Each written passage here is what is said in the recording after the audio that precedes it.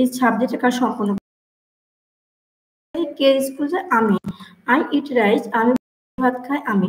এই ইটকে আশ্রয় করে ইটকে ডিপেন্ড করে আই কাজ সম্পন্ন করেছে, এখানে গোকে ডিপেন্ড করে আই কাজ সম্পন্ন করেছে। তাহলে সেন্টেন্সে বাক্যে ব্যবহৃত নাউন বা প্রোনাউনকে আশ্রয় করে ভার্বের কাজ সম্পন্ন করা হয় পার্সন বলে।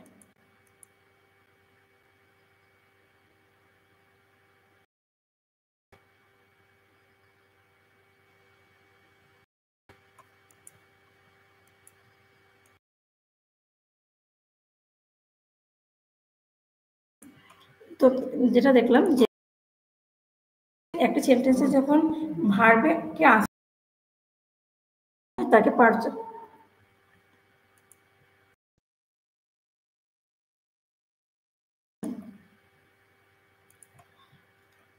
সেন্টেন্স বা বাক্যে ব্যবহৃত সকল নাউন বা নাউন আমরা দেখি প্রোনাউন অথবা নাউন যদি হয় তাহলে সেটা কি হতে পারে, যেমন হতে পারে রহিম, তারপর হতে পারে রহিম পরিবর্তে আমরা চাইলে লিখতে পারি হি, হতে পারে মিনা এবং মিনার পরিবর্তে আমরা লিখতে পারি শি, এবং কোনো বস্তু যেমন একটা পেন, তারপর পেনের পরিবর্তে লিখতে পারি ইট।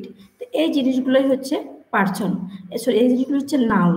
আর এই নাউন বা প্রোনাউনকে, নাউন অথবা প্রোনাউনকে যদি আশ্রয় করা হয় ভার্ব কাজ সম্পন্ন করে, যেমন রহিম গোস টু স্কুল। যদি লিখি রহিম গোস টু স্কুল,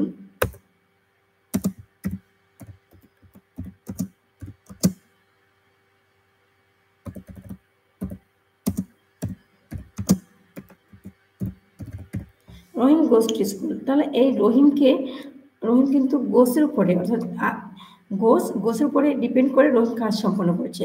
আর এখানে যদি লিখতাম শি গোস টু স্কুল,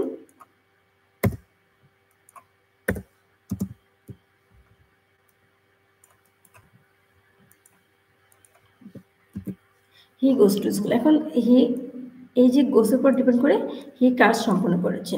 আবার যদি এখানে লিখতাম মিনা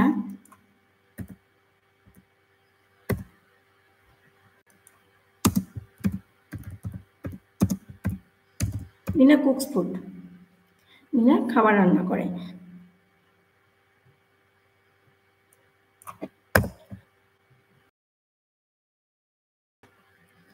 এই যে জিনিসগুলো আমি এখানে এটাই কিন্তু এই ভার্বের উপর ডিপেন্ড করে এই রহিম কাজ সম্পন্ন করেছে, সে কাজ সম্পন্ন করেছে ভার্বের উপর ডিপেন্ড করে।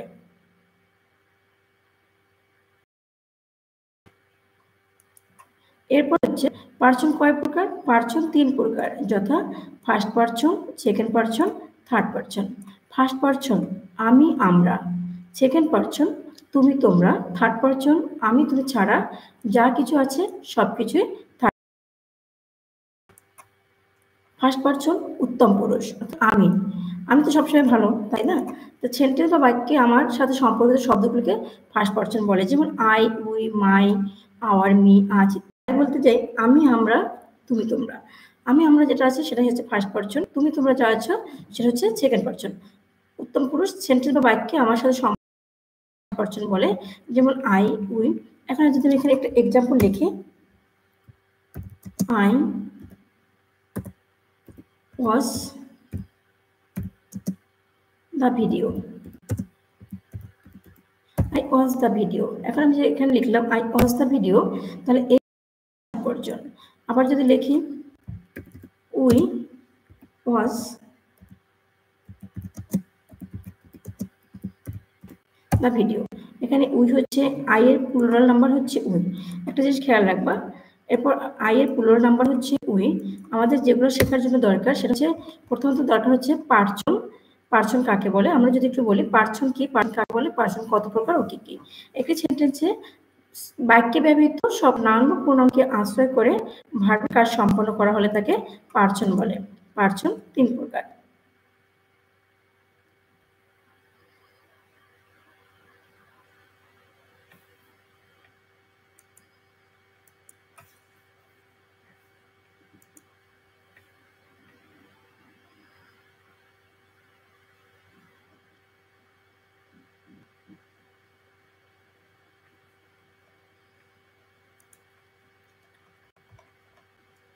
ফার্স্ট পারসন, সেকেন্ড পারসন এবং থার্ড পারসন। ফার্স্ট পারসন হচ্ছে বাক্যের আমার সাথে সম্পর্কিত, বাক্যে আমার সাথে সম্পর্কিত যা কিছু আছে সব কিছুই থার্ড পারসন, ফার্স্ট পারসন। এরপর দেখো সেকেন্ড পারসন যদি বলি, মধ্যম পুরুষ সেন্টেন্সে বা বাক্যে তোমার সাথে সম্পর্কিত শব্দগুলিকে সেকেন্ড পারসন বলে, যেমন you, your, yours. You, yours, yours. যেমন ইউ আর মাই সিস্টার, এখানে ইউ হচ্ছে সেকেন্ড পারসন। এরপর হচ্ছে আমি যদি বলি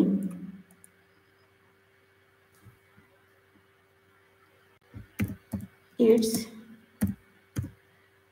ইউর ফ্যান, এটা তোমার কলম। তো এই যে দেখো ইউ হচ্ছে সেকেন্ড পারসন। এরপরে যেটা আসবে সেটা হচ্ছে থার্ড পারসন। সেন্টেন্স বা বাক্যে আমি এবং তুমি সম্পর্কিত, সেন্টেন্স বা বাক্যে আমি এবং তুমি সম্পর্কিত শব্দগুলো ছাড়া অবশিষ্ট সবগুলিকে থার্ড পারসন বলে, যেমন হি, সি, করিম, ইব্রাহিম, ওয়াটার, বুক ইত্যাদি। মোট কথা হলো, এখন এখানে যদি বলি শি ইজ মাই সিস্টার, এখন আমরা এই তিনটা সেন্টেন্স পেলাম, তিনটা পার্সনে তিনটা জিনিস এক্সাম্পল পেলাম। সেটা হচ্ছে শি ইজ মাই সিস্টার, এখানে শি হচ্ছে থার্ড পারসন। এখানে you are my sister, you হচ্ছে second person. I watch that video, আমি এই ভিডিওটি দেখছি, এটা হচ্ছে ফার্স্ট পারসন। মোট কথা হলো, যে কথা বলে সে ফার্স্ট পারসন, যে কথা বলে সে ফার্স্ট পারসন। যার সাথে বা যাকে সম্বোধন করে কথা বলা হয় তাকে সেকেন্ড পারসন, এবং যার সম্বন্ধে বলে তাকে থার্ড পারসন বলে। আমি, আমার, আমাকে, আমরা, আমাদের, আমাদেরকে ফার্স্ট পারসন, তুমি, তোমরা, তোমাদেরকে সেকেন্ড পারসন,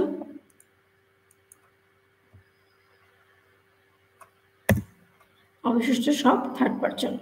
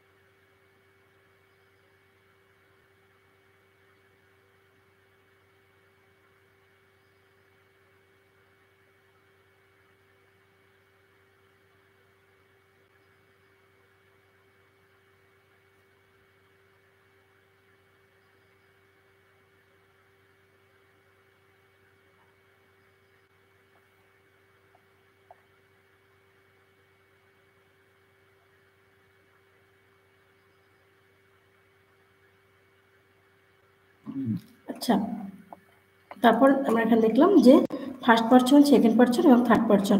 আবার একটু তাহলে আমরা দেখি পারসন কি, পারসন কত প্রকার, কি কি। ফার্স্ট পারসন একটি সেন্টেন্সে বাক্যে ব্যবহৃত যে সকল নাউন বা প্রোনাউনকে আশ্রয় করে ভার্বের কাজ সম্পন্ন করা হয় তাকে পারসন বা পুরুষ বলে। পারসন তিন প্রকার, first person, second person, third person. First person উত্তম পুরুষ, সেন্টেন্স বা বাক্যে আমার সাথে সম্পর্কিত শব্দগুলিকে ফার্স্ট পারসন বলে, যেমন I, we, my. Second person sentence বা বাক্যে তোমার সাথে সম্পর্কিত শব্দগুলিকে সেকেন্ড পারসন বলে, যেমন you, your. Third person sentence বা বাক্যে আমি এবং তুমি সম্পর্কিত শব্দগুলি ছাড়া অবশিষ্ট সবগুলিকে থার্ড পারসন বলে। মোট কথা, যে কথা বলে সে ফার্স্ট পারসন, যার সাথে কথা বা যাকে সম্বোধন করে কথা বলা হয় তাকে সেকেন্ড পারসন, যার সম্বন্ধে বলা হয় তাকে থার্ড পারসন বলে। মনে রাখবা, যার সম্পর্কে বলা হয় তাকে থার্ড পারসন, যে কথা বলে ফার্স্ট পারসন, যার সাথে বা যাকে সম্বোধন করে কথা বলা হয় সেকেন্ড পারসন, যার সাথে কথা বলেন, যার সম্বন্ধে বলে তাকে থার্ড পারসন বলে। আর যদি আবার বলি আমি, আমরা, আমাদের,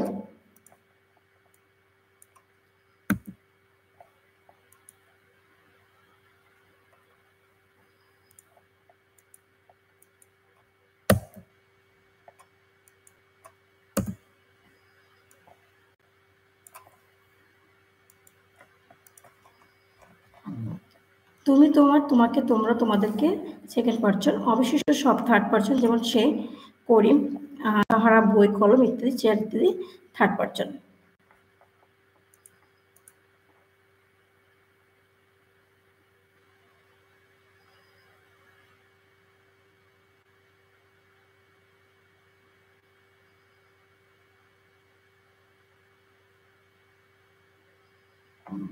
তো এখানে আমরা যেটা দেখলাম আজকে পারসন। এখন যদি আমরা বলি পারসনের পরে যেটা দেখবো সেটা হচ্ছে সেন্টেন্স।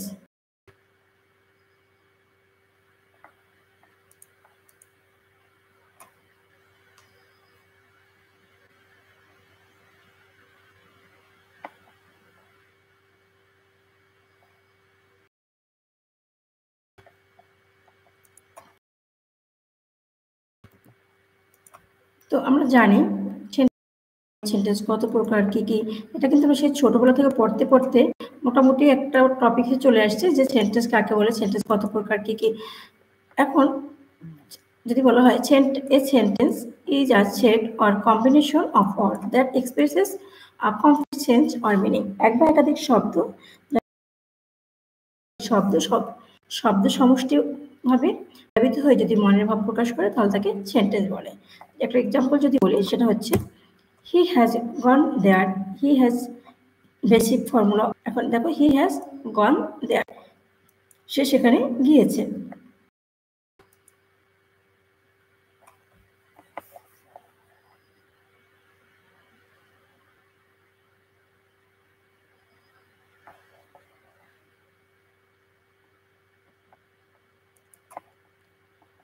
তো এখানে হি হ্যাজ গন দেয়ার, এখন basic formula of sentence, singular subject, singular verb. মনে রাখবা singular subject of the restaurant always rants about his employees.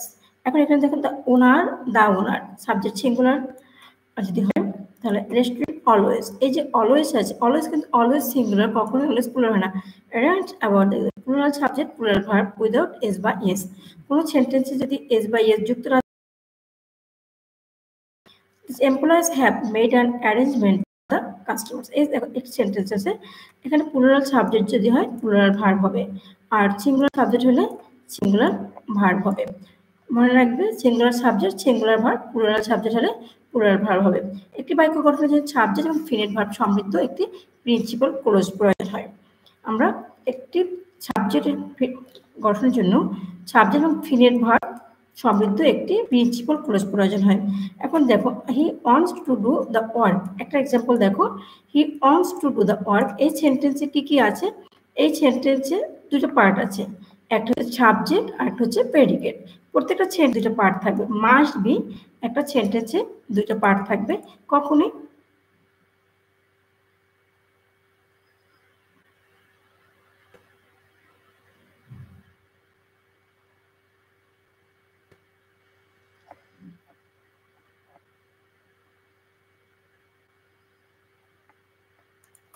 আচ্ছা একটা সেন্টেন্সে কয়টা পার্ট থাকবে? দুইটা। সে পার্ট দুটো কি কি? সে পার্ট দুটো হচ্ছে একটা হচ্ছে সাবজেক্ট আর হচ্ছে প্রেডিকেট। এই যে হি, এই সেন্টেন্সে হি হচ্ছে সাবজেক্ট, একটু যদি খেয়াল করো হি হচ্ছে সাবজেক্ট, আর wants to do the work এটা হচ্ছে predicate.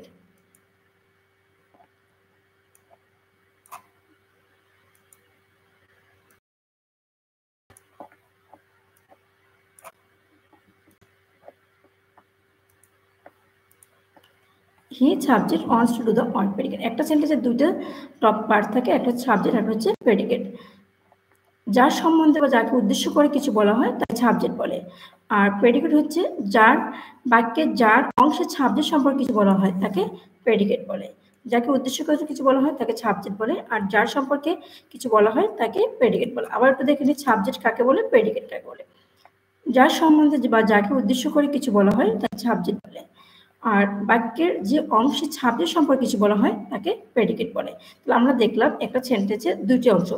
A sentence has two parts, subjects and predicate. যার সম্বন্ধে বা যাকে উদ্দেশ্য করে কিছু বলা হয় তাকে সাবজেক্ট বলে, আর বাক্যের যে অংশ সাবজেক্ট সম্পর্কে কিছু বলা হয় তাকে প্রেডিকেট বলে। এখন দেখো সাবজেক্ট অ্যান্ড প্রেডিকেট আমরা যেটা বললাম সেটা এখন যদি বলি in a sentence the subject always comes first and it is made based on its noun and pronoun। বলা হয়েছে একটা সেন্টেন্সে সাবজেক্ট সবসময় প্রথমে থাকবে এবং সেটা হবে নাউন অথবা প্রোনাউন। সাবজেক্ট কি হবে? অলওয়েজ নাউন অথবা প্রোনাউনই হবে।